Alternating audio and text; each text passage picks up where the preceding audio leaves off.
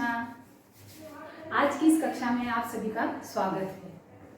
आज की इस कक्षा में हम पढ़ेंगे स्वर व्यंजन का वर्गीकरण।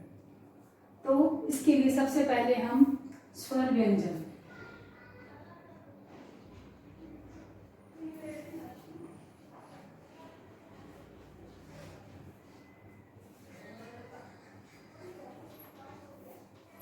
स्वर व्यंजन में सबसे पहले स्वर व्यंजन जो होते हैं, वर्णमाला जो होती है, वर्णमाला की सबसे छोटी इकाई होती है ध्वनि।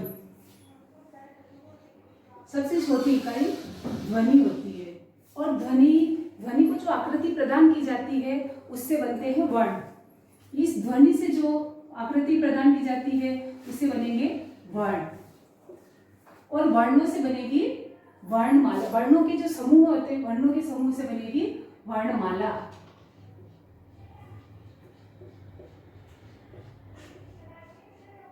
तो वर्णमाला में जो 52 स्वर वर्ण होते हैं उनका आज हम वर्गीकरण पढ़ेंगे।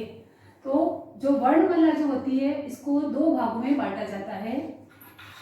पहला स्वर और दूसरा व्यंजन। अब स्वर की हम परिभाषा देखेंगे। तो स्वर की परिभाषा है, स्वर जो बिना किसी की सहायता के, जैसे दंत, ओष्ठ, कर्ण, कंठ के मुख से उच्चारित हो, वे स्वर है। व्यंजन जो किसी की सहायता, जैसे दंत, कंठ, ओष्ठ, इनकी सहायता से उच्चारित हो, वे व्यंजन है। स्वर और व्यंजन का वर्गीकरण देखेंगे। तो सबसे पहले स्वर।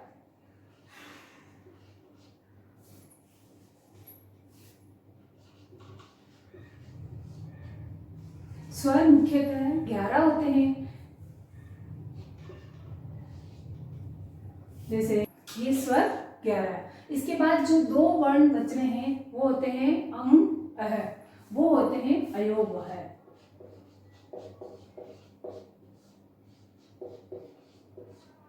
अयोग वह है अं, अह। अब स्वर 11 है, ऐसे औ तक होते हैं और दो जो स्वर बचते हैं अंग है वो होते हैं अयोग वह स्वर। इसके बाद आते हैं व्यंजन। वैसे व्यंजन मुख्यतः माने जाते हैं 33, लेकिन हम दूसरे और भी सभी व्यंजनों का भी वर्गीकरण करेंगे। तो सबसे पहले है जैसे क, ख, ग, घ, अंग, च, छ, ज, ज, इ, ट, ठ, ड, ढ, अण, त, थ, द, ध और न, प, फ, ब, भ और म। ये जो क च ट त प वाली जो लाइन है, भैया बहन यहाँ ध्यान देने योग्य बात यह है कि क च ट त प ये जो लाइन है, इसके जो ये 25 वर्ण होते हैं, ये वर्ण कहलाते हैं स्पर्शी व्यंजन। इन्हें कहते हैं स्पर्शी व्यंजन। ये स्पर्शी व्यंजन 25 होते हैं। ये स्पर्शी व्यंजन 25 होते हैं। अब इनका उच्चारण कहाँ से होता है वो मैं आपको बताती हूँ। जैसे क वर्ग के जो क वर्ण जो है, क की पंक्ति जो है वो होती है कंठ से।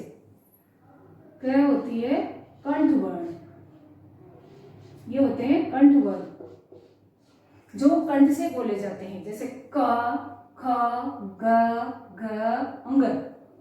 इसी तरह च वाले होते हैं वो होते हैं तालु वर्ण, जो तालु से जो अपने तालु के से उच्चारित किए जाते हैं। जो जीभ जो है वो तालु के टच होके और फिर उच्चारित होती है, जैसे च, छ, झ, ज, इय। तो भैया ये जो इसमें जो ये जो वर्ण हमने उच्चारित किए हैं, तो ये जीभ हमारे तालु के टच होने के बाद उच्चारित किए जाते हैं। इसके बाद आते हैं मूर्धा।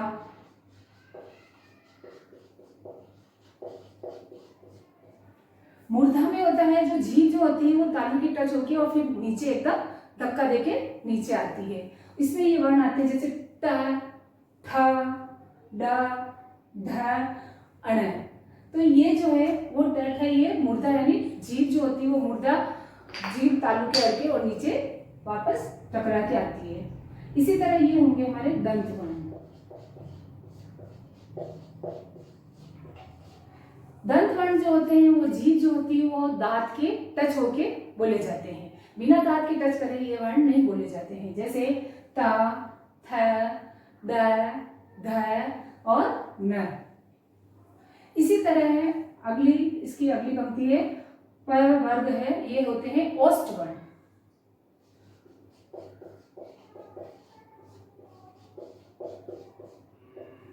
ओष्ठ वर्ग में क्या होता है कि जो होठ होते हैं दोनों होठ आपस में मिलके ये वर्ण उच्चारित किए जाते हैं, जैसे प, फ, ब, भ और म।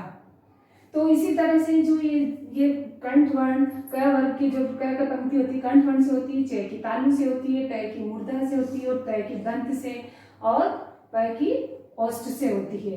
तो ये जो वर्ण होते हैं ये 25 वर्ण होते हैं, ये स्पर्शी व्यंजन किए जाते हैं, ये बिना किसी के स्पर्श के बिना नहीं बोले जाते हैं। तो आइए अब इसके आगे भैया हम आगे देखते हैं अगले वर्णों की विस्तृत वर्णन देखेंगे।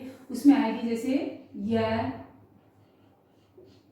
र, ल और व। ये पंक्ति जो होती है इनको इन व्यंजनों को बोलते हैं अंतस्थ व्यंजन। अंतस्थ व्यंजन जो अंदर की साइड से बोले जाते हैं और इसमें मुंह कम खुलता है, ये होते हैं अंतस्थ व्यंजन। इसके आगे आते हैं उष्ण व्यंजन।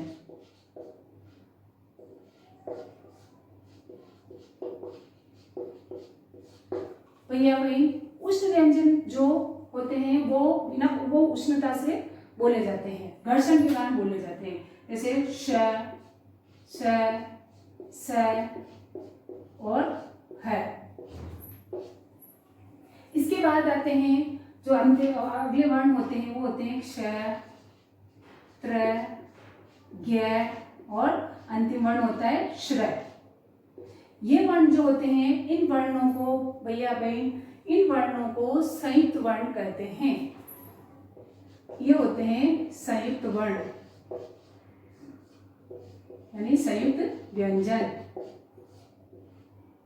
संयुक्त व्यंजन होते हैं क्ष, त्र, ज्ञ और श्र। अब ये जो वर्ण होते हैं इनको हम बांटेंगे, जैसे दो वर्णों के मेल से बनते हैं। क्ष है तो जैसे क्ष है तो क प्लस स, त्र त प्लस र, ज्ञ ज प्लस इय और श्र। श्र जो है श प्लस र। तो इस तरह से ये संयुक्त व्यंजन जो होते हैं वो दो वर्णों के योग से बनते हैं। और इसके बाद जो दो वर्ण बचते हैं वो होते हैं भैया उत्क्षिप्त व्यंजन। उन्हें हम बोलेंगे उत्क्षिप्त व्यंजन। उत्क्षिप्त व्यंजन होते हैं दो, वो होते हैं ड और ढ। तो इस तरह से हमने पूरा स्वर व्यंजन का वर्गीकरण देखा है।